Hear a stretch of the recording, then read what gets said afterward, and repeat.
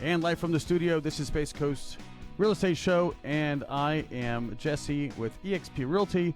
Welcome back, and thanks so much for tuning in. With me in the studio, as always, is wonderful, gracious Michelle Carpenter. Hello, Michelle. Hey, Jesse. And beside her, the man with the plan And the money. I was going to say, and the lender who likes to help you finance, John Michelli. How are you? I'm doing great.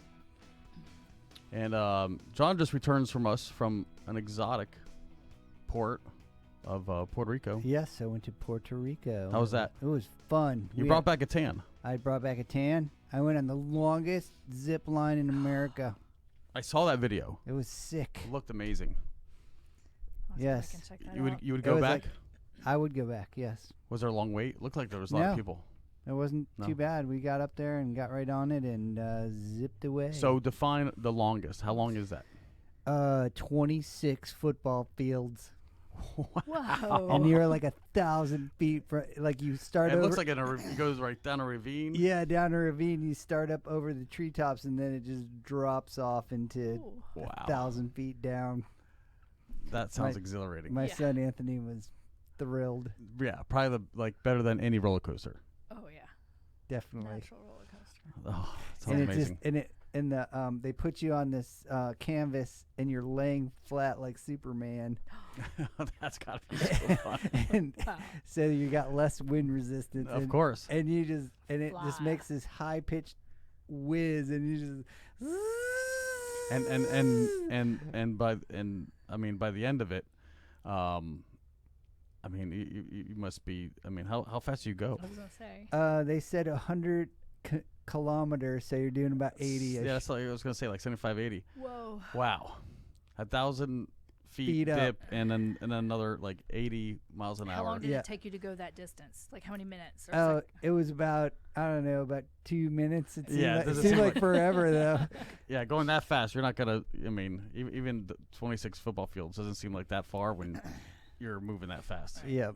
Especially prone like Superman. That's. I thought Just I hope- wanted to go, but now I don't know. I just hope no wildlife, like flies into your face on the way down. Any kind of No, I didn't. monkeys or anything else jumping Yeah, on you. Yeah. luckily there wasn't any birds flying across there or anything, but Yeah, that could be bad. was Probably super learn to fun. keep clear. You would hope. yeah, it makes a really high pitched humming noise. And when where'd you're you guys going stay? We were at my wife's parents, my wife's mom's house in Hermagueros. Is that closer to the west side or? Yeah, that's near Okay. Rincon. Yeah. Okay. So, how far was this excursion? This cool Well, Zip line. you know, zip line thing. probably yes. as the crow flies, it was probably only about 30 or 40 miles, but we had to go up this mountain, so it was zipping back and forth at Like mountain roads do. Yeah, it was Yeah, yeah. mountain roads, like So, so it probably Switchback. took you about an hour and a half. an hour. About an hour and 45. Yep. Yeah, to go 30 miles. Yeah. Welcome to the islands. Yes. Um. So fun. Well, I'm so glad to get caught up with you, John. Once again, Movement Mortgage. Movement Mortgage. That's right. 225 Fifth Ave, Mm-hmm. Indy Atlantic. 321-266-0703. Why do you whisper? He gets so soft. LoanApplyApproved.com. That's right. Michelle, how can I gotta people find build up you? to that. And what have you been up to? Oh, goodness. We've been staging houses left and right. Good. Okay. It's been good. Good. It's been great. And got some new people on board. Oh, and good. Yeah, hired 2 or 3 new people, so that's You get that great. second truck?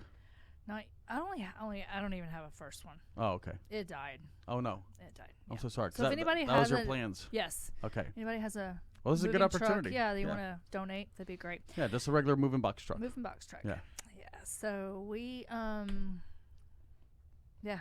Lots of work. moving furniture. We haven't buy furniture, scramble for furniture just like everybody else Yeah. these days. What are you doing for summer vacation? Well, we went to St. Pete Beach last week. That's and, right. Just kind of chilled on the water for a little while. Yeah. and Just Fun. we didn't do a whole lot of fancy vacations this summer. Just kind of Sometimes it's Stay just getting out close. of town. yeah. New restaurants, new things to do, Mhm. just Yeah. new experience. Right. So Yeah, St. Pete is gorgeous. Yeah, It we has a like lot of that. natural riches. Dolly Museum for one, Vinoy and all around. I mean, some of those beautiful homes over there, some gorgeous neighborhoods. And the springs a little bit to the north, like Homosassa Springs and Wekiwachi Springs. Wekiwachi, the gorgeous tubing. Oh, scalloping! It's scalloping season. Oh yeah. I'm gonna go do that this month. My husband and my son like to do some scuba diving around for seashells and So stuff like that. the lobster mini season, the spiny Florida lobster. Yeah, I went. Did you? How'd you do? I didn't you find any bugs. Oh no.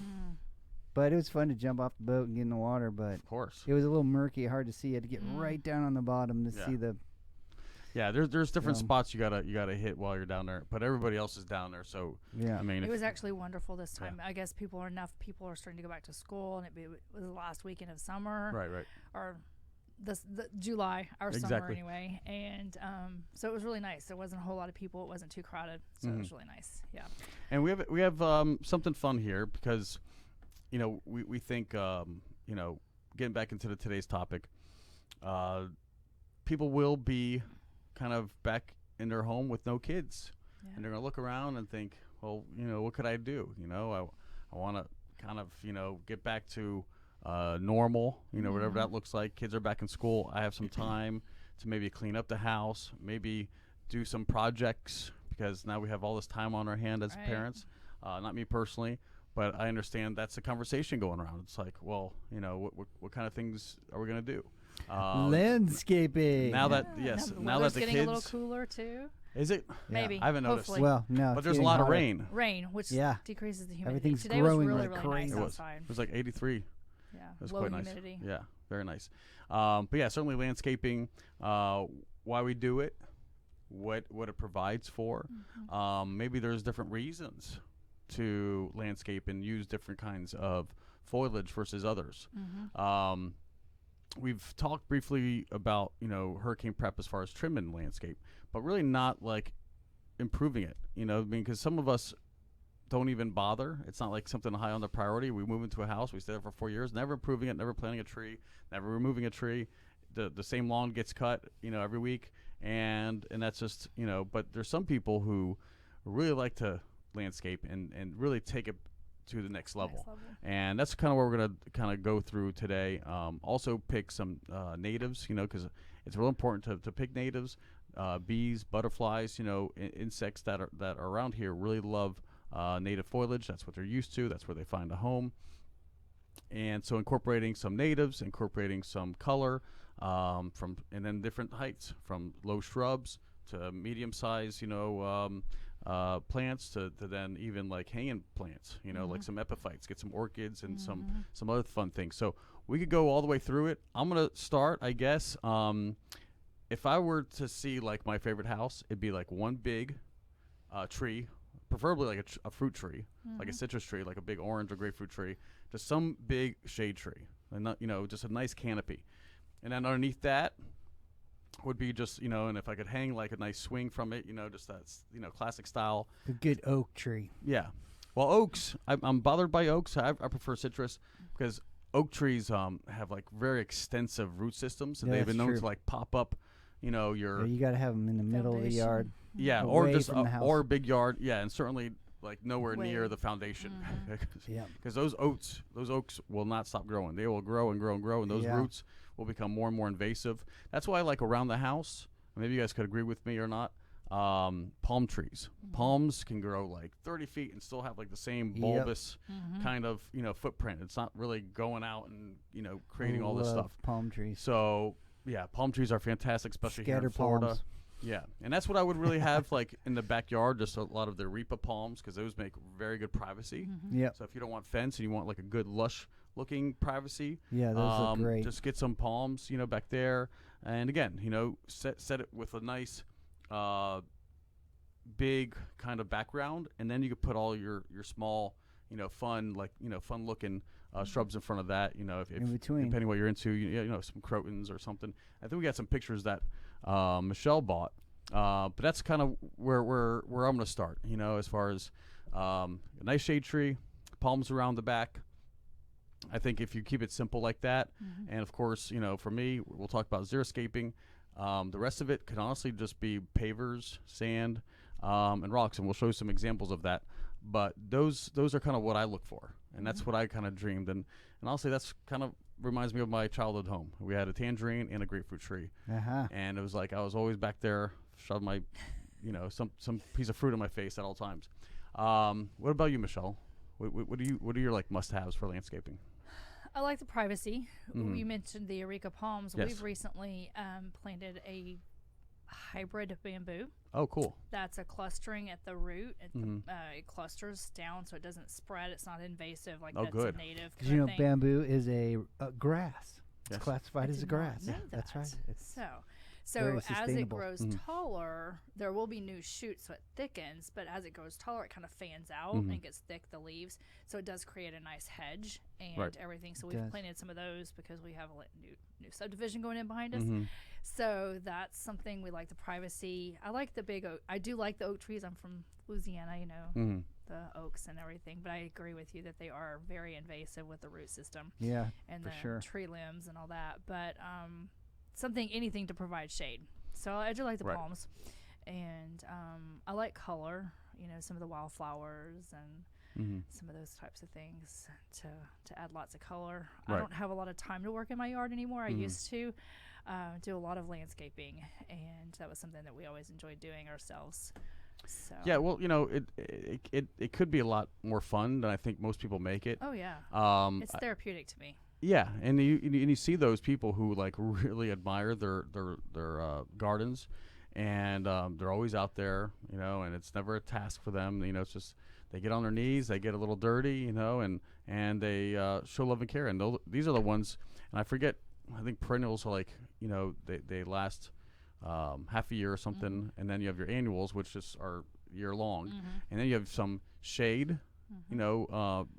Plants that you want to kind of put under a canopy, and then there's others that love full sun, and really depends on how you want to manage that. And of course, in a future episode, we're going to have an architect, like a landscape architect, who not only, and we'll talk about not only taking care of like a big community. Like, I mean, have you seen some of these beautiful landscaped? Yes. Yeah. Just going by the exterior. Right, and it's just I'm like along the entrance and just along like the boundaries of the neighborhood, just beautiful. And it's just like, and it's perfectly taller hedge, small tree, big tree, and it's just like it's so methodic. Right, and grouping them together. Right. Where exactly. It's the layering. We do that with interdesign, layering accessories and artwork and pillows and bedding. Right. But it's the same thing with landscaping. You layer your tree, your with colors, your foliage, and sizes, your height, and then Yeah. you've got that medium, kind of like you touched on a little bit. Right. So that's really important, and to know what plants work well together, because some like different types of soil. They've got to plant them together so they have the same type of soil and watering and all of that. So it is important. Yeah. So you have to do your research if you don't know that already. Right. I mean, there's some symbiosis, I think, with some, plants. I mean, you look at what go together. I mean, you go to the beach, probably one of the most simplest ecosystems you ever want to go to. Yep. It goes from sea oats to sea grapes. Yep. And it's just like, and all along the whole coastline. That's the method. And you could tell that one survives because of the other. Right. I mean, they have that built-in relationship. I mean, the coast hasn't changed in millennia. Oats and sea grapes have always kind of consumed, that habitat. Right. And there's a reason why, because they like the harsh environments. And again, one supports the other.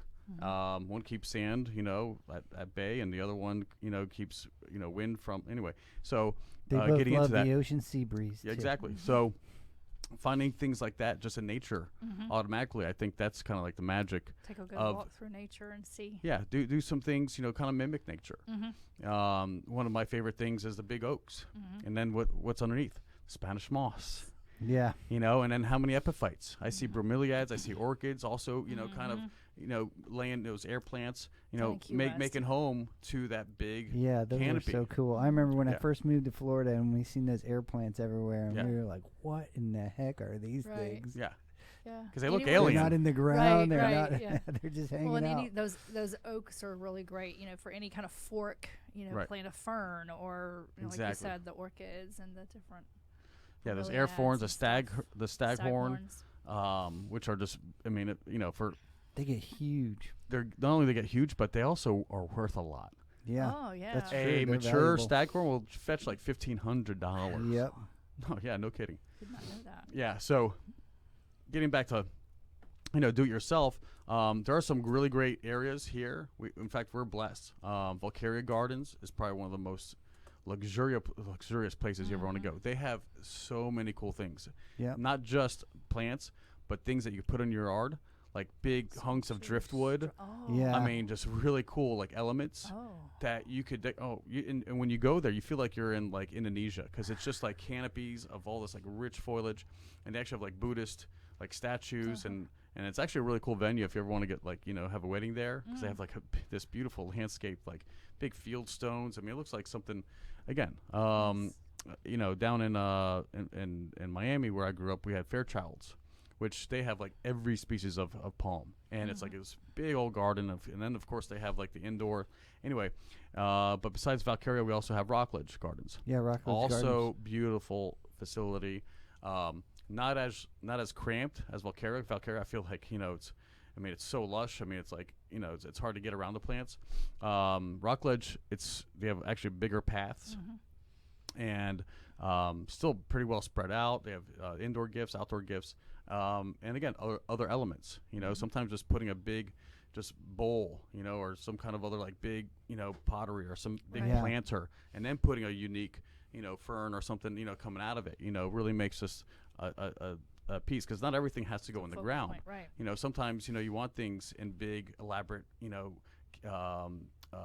Pottery vases. pottery, yeah, or just places to kind of host them.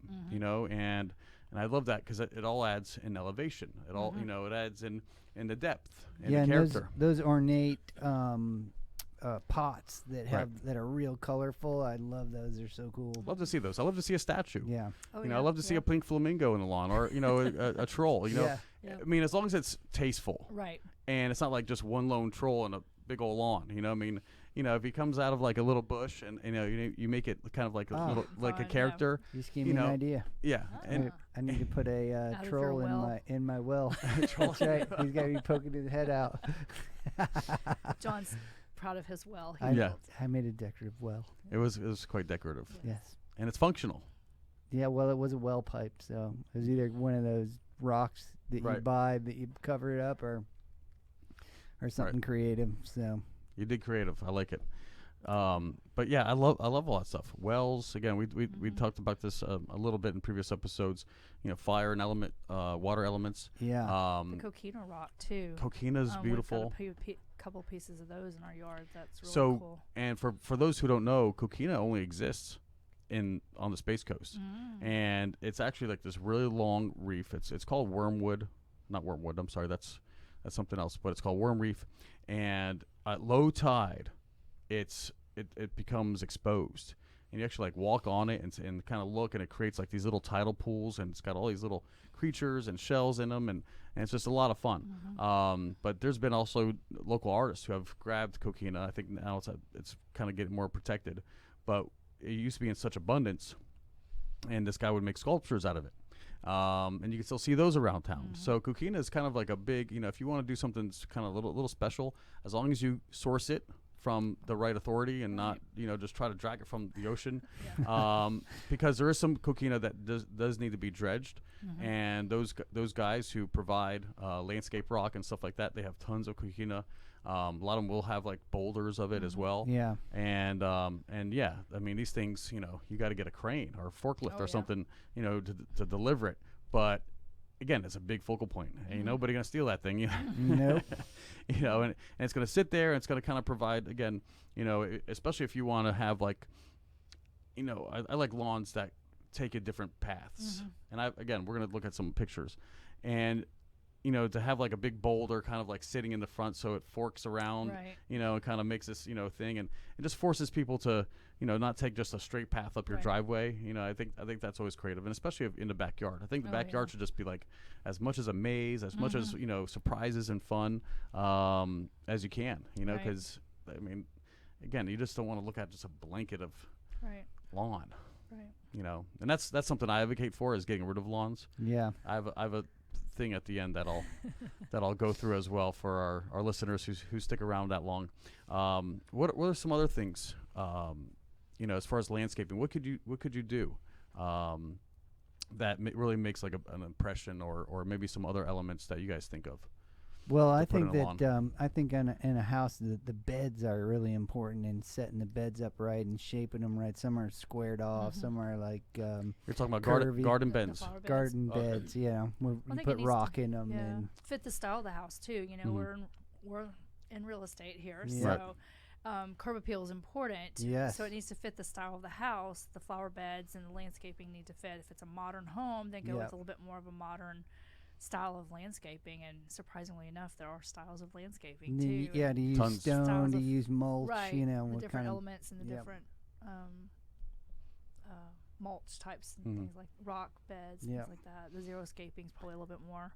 Yeah, and sometimes if you have like a heavily wooded lot, those pine needles fall to the ground. It doesn't really allow for a lawn to survive.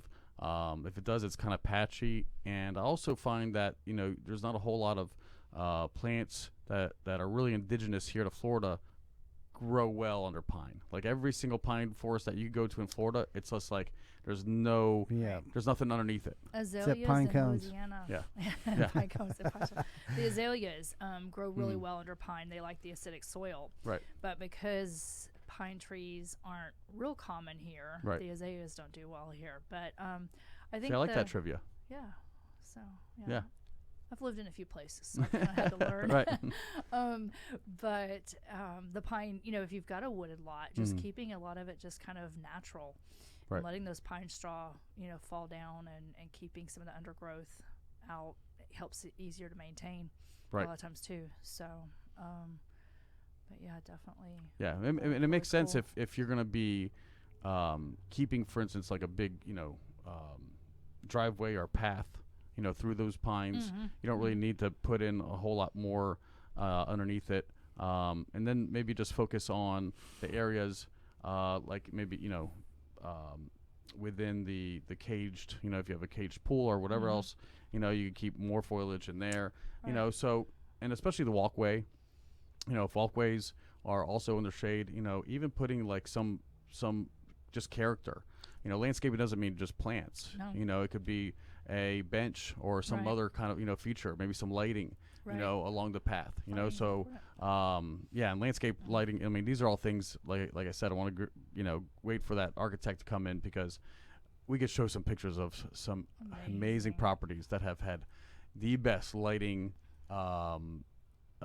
design that you've ever seen. I mean, not just uplighting it, against the facade of the home, but like, anyway, nowadays with the LEDs and stuff, it's so colorful and beautiful. Well, the lights change. Right, lights change. You talk about sculptures or fountains that could be, backlit with the lighting. Having the water fountains lit, so the water kind of glistens and has different colors.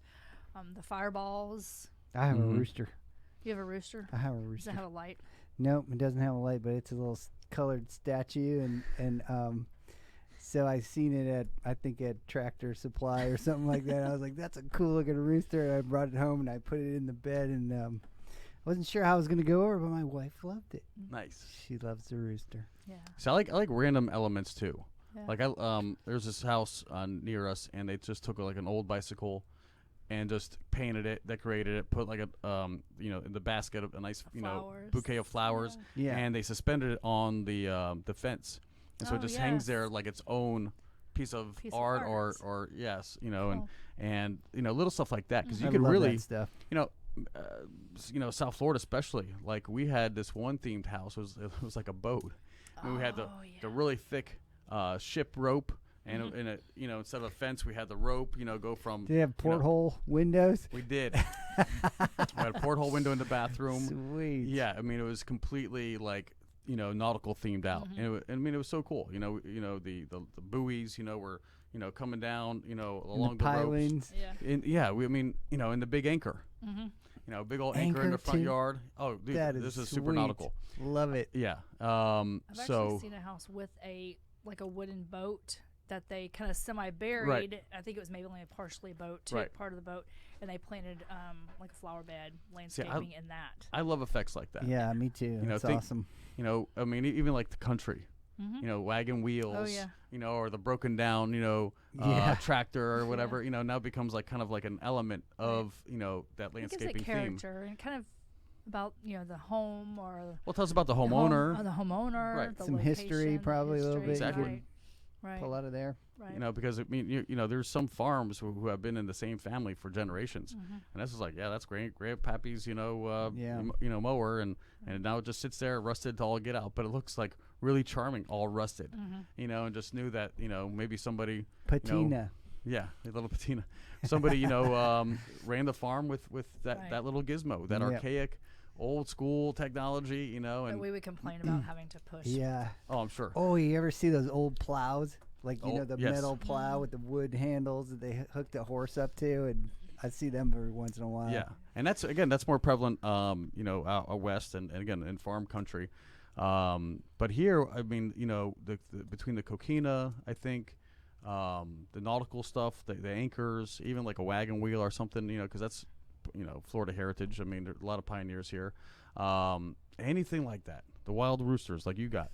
I think it all adds, and you could almost base around the rest of the features around some of those bigger themed items, you know, because all you need is a couple of them, and then you just put fun stuff around it. Right. Yeah. You know, like if it anchors in sand, and then you put in some cactus or something else, or, you know, some other elements that play well with sand, you know, and again, maybe a couple bowls, maybe something that looks like, you know, buried treasure or something, you know, some old chest, anything like that would be fun. Sea glass, of course. Yeah. You know, colored bottles and things like that are really cool too. Yeah. I would say that exterior design is probably very much similar to interior design. It is. Yeah. Because you know, you have to have an eye and match all the colors together. Well, it adds value to the house just as much. You know, Jesse can account for this too, that it adds value, you know, to the exterior just as much as the interior does. And curb appeal is important. So it is. I mean, some people won't even call a sign if it doesn't look like it's attractive. Right. You know, if the door isn't well painted, or if there's like oil stains on the driveway, you know, you may be like, I'm probably not going to hang out here. This doesn't look even desirable. So it's real important to, and of course, you know, I speak like, you know, we're not in a seller's market. So of course, people will buy your oil stains. They'll buy everything. Yeah, they'll buy everything. You know, as it is. But really, you know, think of maybe those lost buyers who would, you know, probably would have given you full price. And, for sure. And, you know, had those things been improved, instead of knowing that, well, this hasn't really been maintained. I can prove it's been neglected. So they're not going to get, you know, what they were asking. I'm going to give them a little bit less, and something that I feel is fair. Right. So you may be missing on some opportunities attracting buyers. Right. Anyway, going from there, what's some things? I mean, we don't really have like a harvesting season here, you know, and when we talk about, you know, gardening and stuff like that, we do have some seasonal fruit. In this area, we're known for a couple types of fruits. What do you guys what do you hear people growing here locally? Mangoes. I live off of Courtney and love South mangoes. Tropical, so I'm always driving by, you know, coming to work and see people set up with the mangoes on the side of the road, and star fruit occasionally. You know what else grows really well here? What? Pineapples. I went over to my parents' house the other day, and my mom hands me these two bright yellow little teeny pineapples this big. They're so that cute. she just pulled out of her garden. Takes and they about grow. 3 You just years. you just cut the top off of any old pineapple and throw it in the ground, and it grows up. Yeah, I think it takes about 2 or 3 2 years. 3 years, yeah. From that plant. So if you do that throughout the course of 2 or 3 years, you'll always have one harvesting. Right. Yeah, and they're cool looking. Or a couple harvesting. Yep. Yeah, they look like a cactus if you don't know any better. And even, you know, and I even see the agave cactus. Oh yeah, which are beautiful blue tequila, and those get really, really big. Except you would have to harvest more than just one bulb, you know, from an agave plant. You need acres and acres to make any tequila. Yeah, that's true. But if you ferment that one, you may get a shot. You know, you get squeeze a shot in your mouth. But those agaves look good. I mean, we, you know, being in Florida, we're not known for cactus, but we do have some really good species that grow here. Aloe, the agave. You know, we do have some really cool things. So if you ever wanted to use dragon fruit, that's you ever see one of them plants? Mm-hmm. Kind of, they make big bulbous fruit, Right. and it looks like a cactus. So so it's abundant here. Yeah. So I mean, I like those styles. So if you were to do something more, Papayas, that's another good one. papayas are everywhere. Yeah, they're I feel everywhere. like. They grow like crazy. And they taste delicious. But you know, we're known for one of our rivers is called Banana River. Right. I don't see too many bananas being grown though on people's lawns I see a I do. few people Really? posting on Facebook. Hey, look at all these bananas. Yeah, But not as I like I see the the short- hands. They're little. Yeah. Yeah, they're not Oh, the they're ones so that good. we see. The ones that everybody's used to in the grocery store. I think they're like Costa Rican or they're from Central America. Right. The ones we grow here are kind of like petite, but I guess it depends if you have the right species of plant, right? But what else are people growing? There's my friend has one iteration of banana plant, and she calls them vanilla ice cream. Vanilla ice cream. Yeah, and they're so sweet, and they do kind of Oh, taste like vanilla ice cream unless they're nice. delicious. Nice. So yeah, there are some good ones, but there's also some like really bland tasting kind of Yeah. bananas. Just We have. Yeah. if you don't get the right strain of them, but those things grow like crazy Right. too. So just south of us, and Grapes. in Brevard County, we also have this big river called Indian River, and the county south of Brevard is Indian River County. Now, nobody grows better citrus in the world than Indian River County. The Amen best, to that. the best. Orange, grapefruit, lemon, lime, so good. The only thing we don't get, but is exclusive to South Florida, is the key lime, and you can find those in the Keys. Yeah. And of course, the key lime pie is a highly respected Yes. dessert here. World renowned. World renowned. If you come to Florida, you must eat yes. key lime pie. And if you live in the Keys, just grow a key lime Yeah. tree. Like just do it. it's like easy to you paint. must. exactly. I don't care how little room you think you don't have. I would grow it in my bedroom. I always have key lime harvesting if I live down there. But yeah, I think it's really cool to have something that's seasonal on your lawn to sell. Carambola or starfruit, delicious, and not for nothing. I mean, if you just raise some gas money every weekend Yeah. with these big old trees on your yard, because I mean, I walked into my buddies and there was so many, like, you talk about low hanging fruit as like like a cliche. I couldn't walk through like underneath his mango tree without ducking because there's mangoes this big and big, they were juicy just ones. it was they're all and of course he's Love like, yeah, come by, mangoes. grab them whenever you want. I'm like, don't threaten me with a good Will time. 'cause do. Exactly. I know how to puree a mango and make the best mango margarita. We make a mango salsa. yeah, we made them special. Or mango chutney. We had so much mango Oh yeah, one year. chutney. I made pork chops like all the time. We make a Oh, mango chicken, Mm-hmm. mango salsa chicken. that chutney goes on anything. Yeah, chutney's There's good, too. there's so much going on. So again, landscape with some ideas like that. Yeah. Grow some local native fruits that really thrive here. Right. Make Sustainable for you. and make it part of your landscaping. Right. You know. Maybe some extra fruit and vegetables, fruit in your Yeah. diet. We have some grapevines in our backyard that I put in last year, and didn't seem like they were doing too well. The roots weren't taking, and the vines weren't really growing. But then, man, right at springtime this year, they all just they Wow. blew up. Now I have grapevines Now- all over the We got to ask because there's only a couple grape species that really thrive here in Florida. the purple ones. You heard it here, folks. The purple ones. The The purple purple one. ones. Help me out. Starts with an M. I have no idea. We got them at Lowe's, so I know they're from around here. Well, if they thrive, they're probably the I'm gonna Google it. I know I gotta Google it. But Googleize it. why do I want to say Muscovy? That's the duck. It's not a Muscovy. It's the I know people are See, like, now you're wishing probably- you said the purple ones, huh? Yeah, the purple ones. I know a lot of varietals, and I don't know why I'm stuck on this one because I know a lot about grapes. The Muscadine. yes, I was That's thinking. what I was thinking of. Muscovy Yeah. duck, Muscovy or whatever. Yeah, the Muscadine. muscadine. Yes. So there is like Yeah, a wild those are the ones I growing Mm-hmm. grape here in Florida that's indigenous that really thrives.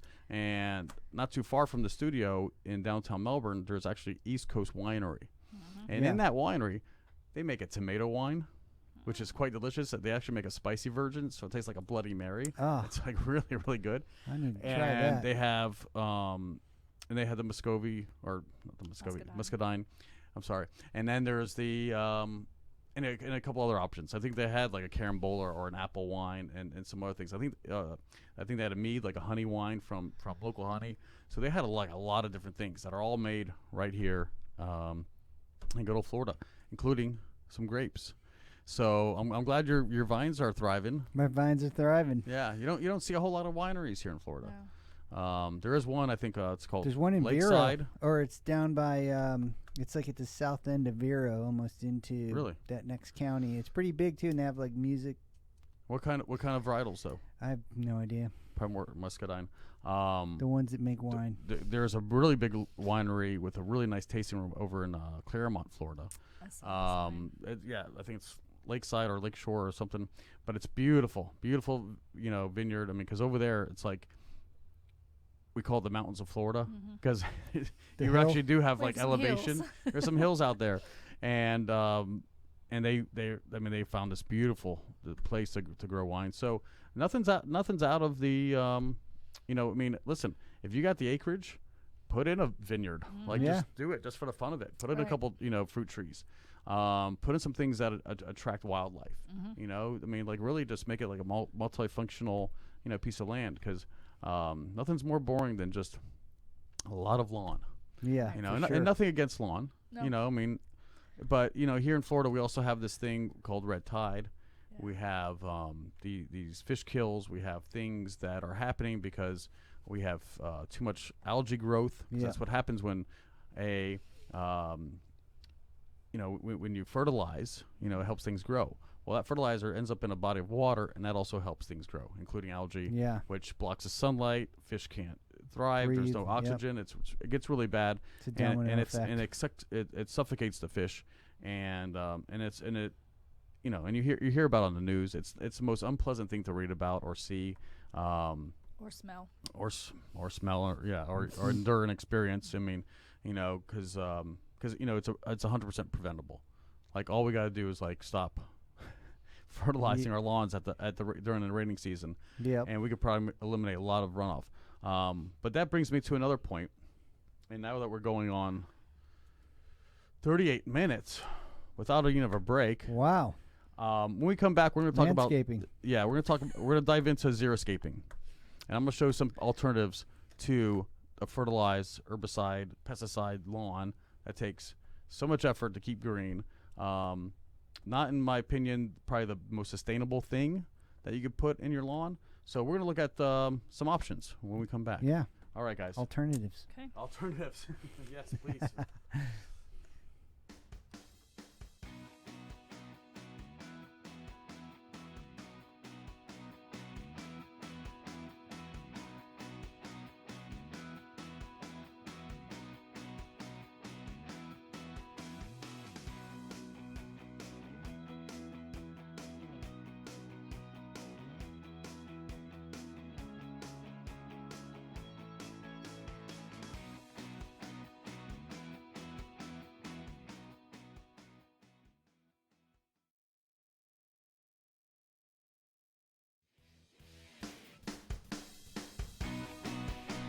Hi, my name is John Maselli with Movement Mortgage, Beachside in the Atlantic.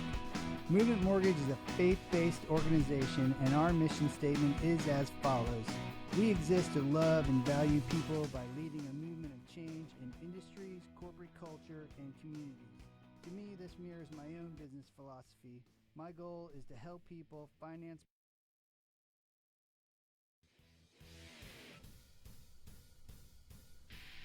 Hi, my name is John Maselli with Movement Mortgage, Beachside in the Atlantic. Movement Mortgage is a faith-based organization, and our mission statement is as follows.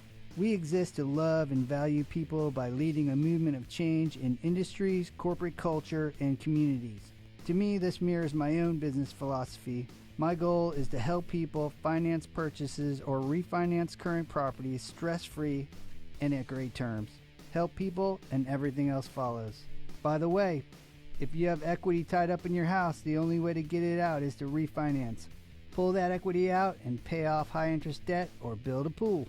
My office is at 225 Fifth Ave, Suite 4, Indy Atlantic. Call me anytime at 321-248-6245 or visit my website, loanapply.approved.com for more information or apply to qualify for a mortgage today.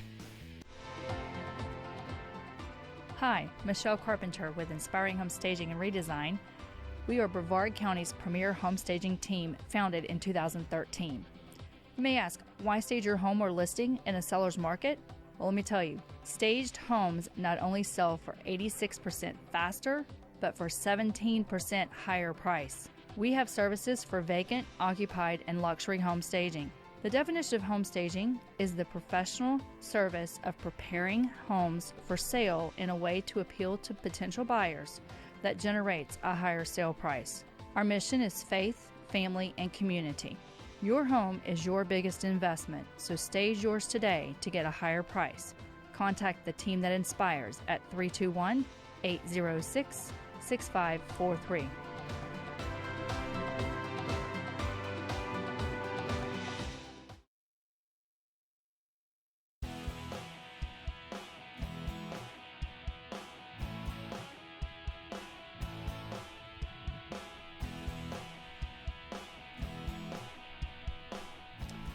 All right, thanks for sticking around after that little break.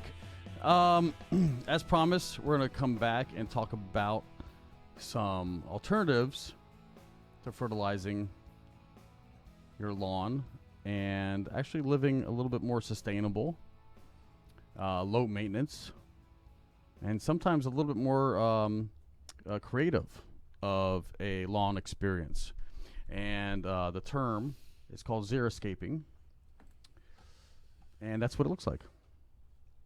Look at that. That's just one example. So you have pebbles, you have mulches, you have other ground coverings. Plants that use very little water. And then, of course, your bromeliads, some cactus, and some other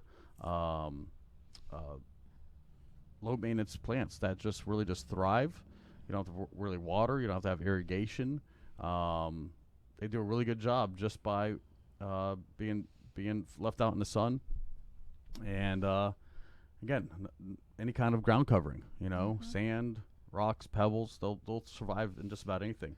We've seen them in the Southwest, I mean, very harsh climates, very harsh conditions, so they make a really good, something especially for like low lying and ornamental. Like, look at all those colors. It's just a lot of fun. And again, if you're listening to the podcast, we are referring to some videos, pictures that we have of zero-scaping examples. And again, you have field stones, kind of like creates a path.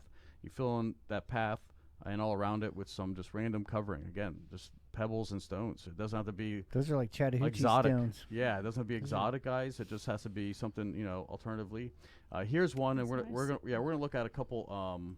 I have two different angles of this yard, and again, what's over there on the right side? It's a big ornamental pottery. Really fun. You have two different rock types. Well, yeah, rock colors. I was gonna say, so you almost like distinguish a path with one color and surrounded with other colors. Again, low shrubs. Just add that green and create Privacy. A space. I love fire pits. Yes. Yeah. So this one has a fire pit in it. So again, it has a feature, and then along the fence line, you have your taller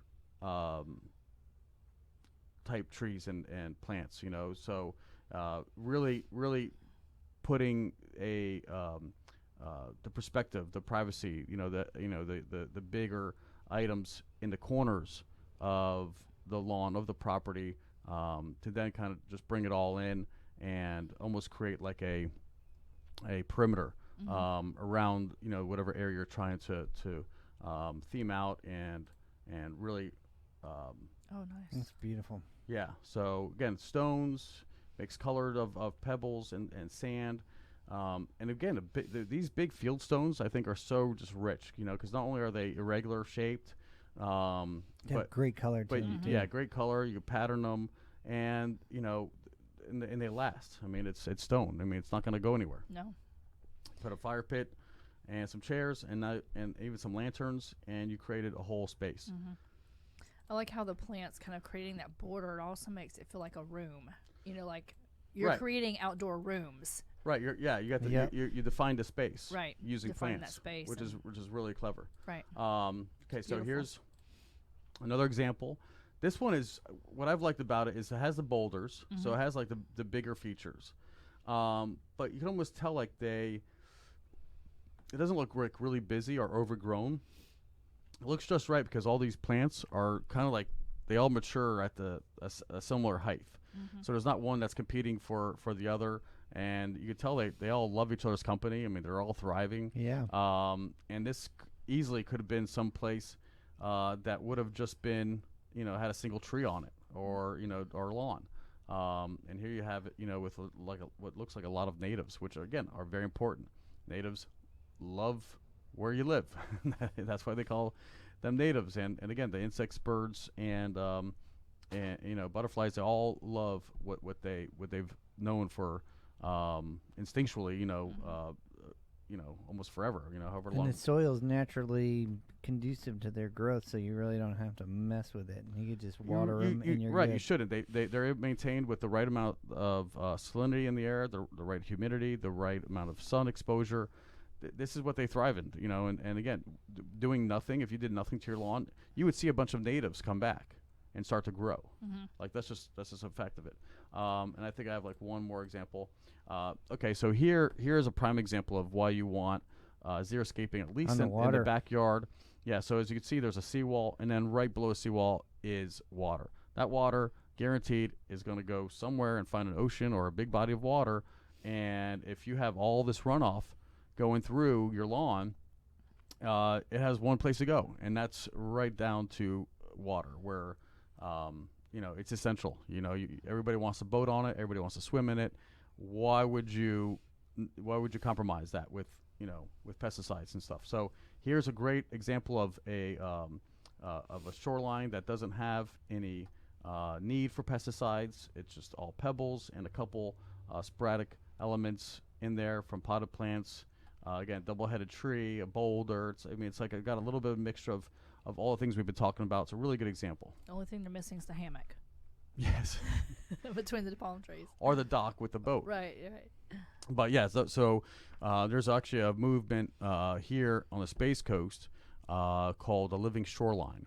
So it's where the lawn ends, and they put a little buffer with trees and bushes and other things that really have that close to water environment, and that's supposed to limit the amount of pesticides reaching the body of water, because it's real easy. I mean, if nothing stops it, and you spend all winter and everything else fertilizing, and then the rainy months come and you're still fertilizing, guess what? It's not going to go anywhere before the next rainstorm, and all that fertilizer is going to find its way to the body of water. Yeah, our friend from the Brevard Zoo was promoting that, right? Yes. And that's why, again, we have like a common theme here when discussing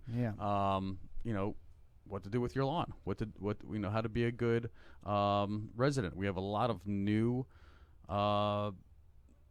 residents. Coming from other parts of the country. Well, that's what I'm saying, and they don't have this education. So this is our opportunity to share what we like. And again, some people are going to want to look at what they're, the home that they just bought, and they're going to think, well, let me change all this and put in landscaping. Well, we just want to help you along the way, so you're not buying plants that aren't sustainable or not conducive to the full light here in Florida, because Florida, again, it gets really hot. It's extreme, it's tropical, as far as what you're used to up in perhaps New England or the West Coast. So when you think about what's here, it's really good to go and find a professional. Go to somebody at Valkyria Gardens, Rockledge Gardens. They're more than happy to share all their knowledge and just get some cool plants while you're there. Get some really cool pottery or whatever else, some good elements for your lawn. So you also had, going back to Michelle, you had some plants that you think really thrive here. Yes. So let's go through and you could talk us through some of these. So in the foreground there is a plant that is called the Thyralysis, if I say that correctly. Sorry, I don't have a botany degree. But it's the yellow. It is a native plant, and it just has that nice little bit of yellow. And then kind of in the background in the corner there, you'll see the croton. And crotons are very popular, heat resistant or heat tolerant and drought resistant. And there's different varieties of the croton. Those are the broadleaf. And some others. That's a bougainvillea. Those are cool looking plants. Yeah, the broadleaf. You can fit them in like in a lot of different places. Right, and you can keep them under control. Oops, hold on. Because I know we had a better picture of croton. A croton, yes, I think I did. So anyway, there's croton. Yeah, underneath a bigger bush. That's a gardenia, which is a flowering gardenia. They're beautiful, scented. Open that window right there, and your whole Yes. house smells like gardenia when they bloom. I think we talked about this. It is my favorite. Yes. Blooming flower. So fragrant. Yes, they're very fragrant. And that's an oxora, and I love the oxoras. I recommend those to clients very often. That is kind of a salmon color. They come in a yellow and then also a brighter pink color. Or that I think they also come in a dwarf. That one may be a dwarf. It was they were redoing some landscaping, so I think it was actually a newer plant that they planted. But it's still great shrub. It's a evergreen. It's going to be a year-round color with the flowers, and have that evergreen color there. In the tree, that's the crepe myrtle, and those are great kind of focal trees. Not sure if they're native here. I did not check that out, but a lot of good color, and they do seem to thrive here. So I would say that they're popular in the South in Louisiana. So I would say that they have a similar ecosystem. And then the oxoras underneath there, that's a bougainvillea with some more crotons underneath. And the crotons are great because they are good, that layering effect. They're great in shade so that they can be underneath the trees or some of the larger foliage. And bougainvilleas, they work really good underneath your teenage daughter's window. Yes, they're full of spikes. Just not next to the front door or driveway when you have guests coming up. Not anywhere near high traffic. No. That's like a security plant.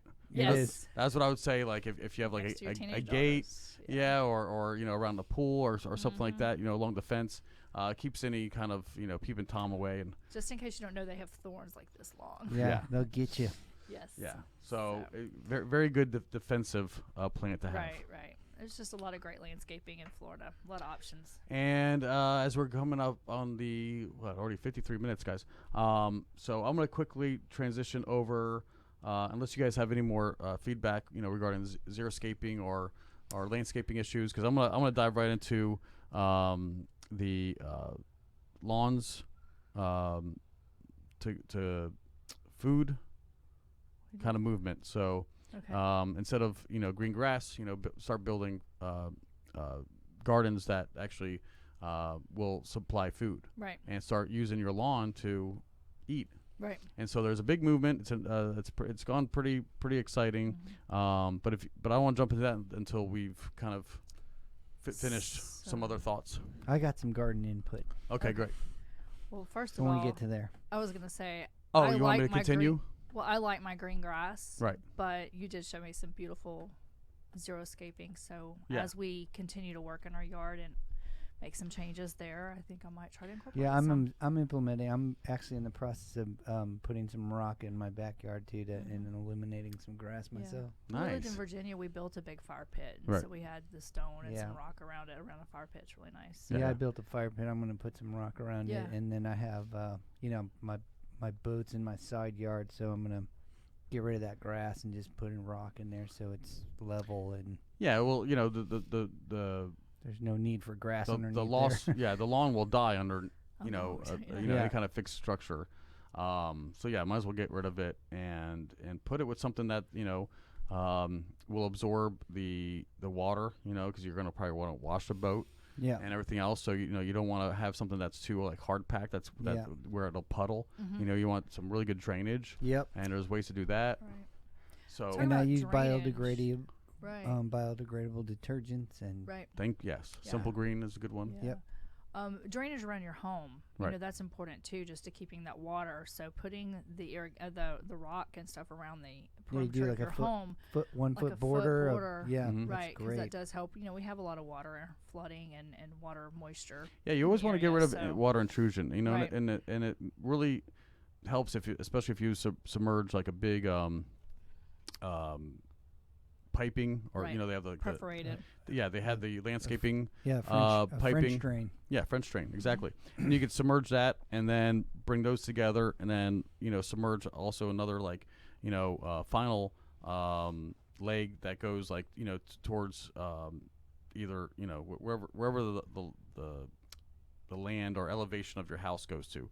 So a lot of homes are built up a little bit, and you just kind of run that drainage line right down the slope into whatever the street or Well, even doing a catch basin and using it to water your yeah, absolutely. There is a movement where people are using rain barrels and then preserving that for their gardens. Again, you could even wash a boat with that water. You could do whatever things. Wash the dog. It's just rainwater. Right. It's just as good, and it's not putting, with that catch, rain barrel. You're also not allowing it, to have like long downspouts that will put divots in the rock or whatever else, because that water comes down there ferociously, and before you know it, it's gonna erode, wherever that downspout is. So putting a rain barrel there really helps. It mitigates that. They're just smart. Yeah. Some people think it's unsightly, but we've seen some really cool painted ones at the Marine Resource Council. They have these kids and other programs where you could paint your own rain barrel, or they auction off artists who painted rain barrels, and then you get a really nice designer rain barrel. So yeah, there's all kinds of different things to mitigate again, your stormwater and so forth. But I want to go forward with this website called Food Not Lawns. It's a movement. Gardening. I saw. Yeah, well, that's beyond gardening, because what you're actually doing is creating a community environment. You're not just sometimes planting for yourself. You're not growing just for yourself. Right. Okay.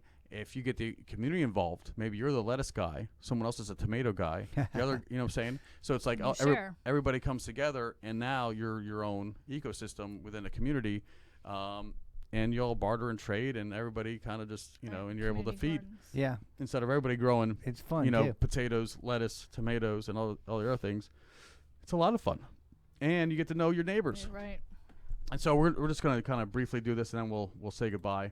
Again, if you're not watching the video, it is on Facebook or YouTube.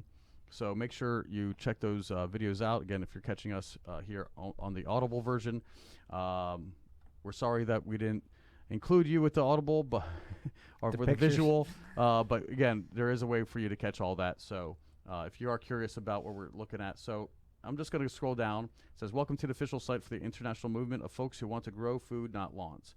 And, of course, it has just some big keywords like abundance, using friendship-based community organizing and principles of permaculture, gift economy, and mutual aid.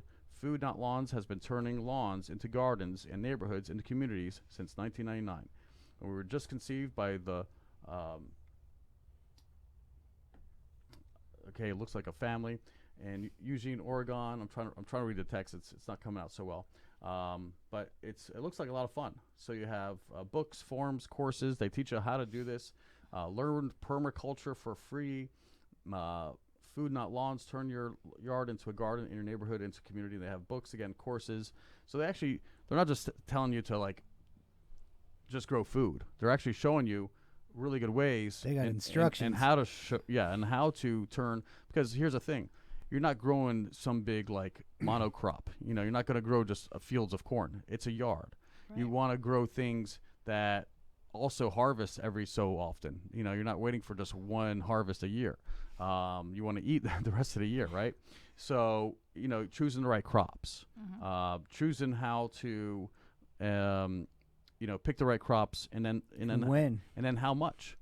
How much of lettuce do I need? Right. Do I need just one basin, or do I need half my yard in order to yield enough salad? And so it shows you exactly the way. So anyway, so here's some before and afters, which are really good, and we're going to leave it on that tip as we're ending the show. But you can see the before and afters, how people have gone from just, what a typical lawn looks like into like a lush environment where they could have plenty of food. Here's kind of a neglected backyard, nothing really going on. Might as well grow some food. And you can see all kinds of different things on these. So the before and afters are here are really, really cool. Again, not a functional lawn. It doesn't really do anything for you. But now, it's growing enough food for you and your neighbors, which is really, really cool. And again, no real big fertilizers, nothing that's detrimental. It creates a sustainable balance between you and your neighborhood, and of course, and without polluting. And not to mention for kids too. I'm sure these projects for kids are really fun.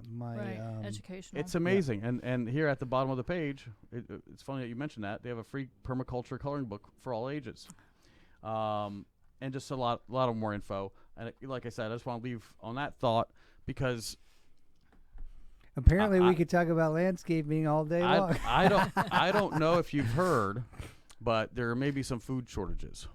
Yeah, I have heard. And the price of produce is going up, folks. Right. Not everything has to come from a store. Yeah. Even if you decide to grow grapes, like John, or you got a mango tree. We had tomatoes, and we were going tomatoes out crazy. Yeah. So my daughter and a good friend of mine, Carrie, have put this whole gardening project together, and they've got. They got melons and they've got carrots and they've got, 10, 20 different kinds of vegetables and peppers. And luckily, there are some communities that are already ahead of this. I know Satellite Beach has a community garden. Right. Yep. And I think there's another couple projects in the works of some other towns around here and throughout Florida. And, whether you're growing urban or suburban or rural, check them out. Container gardens. I mean, if you live in an apartment or you live in a condo, you can still do these gardens and on your balcony. Some of these big cities are doing rooftop gardens. Rooftop gardens, right? Yeah. Or gardens in the median. Right. Like just available. Like you cross the street, you grab an apple. I don't know. But I think it's really, really cool. And sounds dangerous. What's dangerous? Growing food? Yeah, no, Crossing a street. go into the median to get like a carrot or something. I'm exaggerating. It's like a game maybe. of Frogger. Well, not a busy intersection. But if you're in a neighborhood and that median doesn't serve you nothing. Right. Might as well plant a fruit tree or something fun. Anyway, that's all I got. What do you guys have, and who would like to close us out? Yeah, well, the more you can create sustainable anything, the better for everybody and the environment. And it's rewarding too, getting in there and working and putting in some effort, a little sweat equity, and then reaping your harvest and being able to enjoy the food and the vegetables and things like that you get from it. It's really nice to be able to sit down and eat that with your family or share it with another family that may not be as fortunate as you and have food to share. I like maintaining the landscape. Definitely. I bought a chainsaw yesterday, by the way. Yeah, and what are you gonna do with that?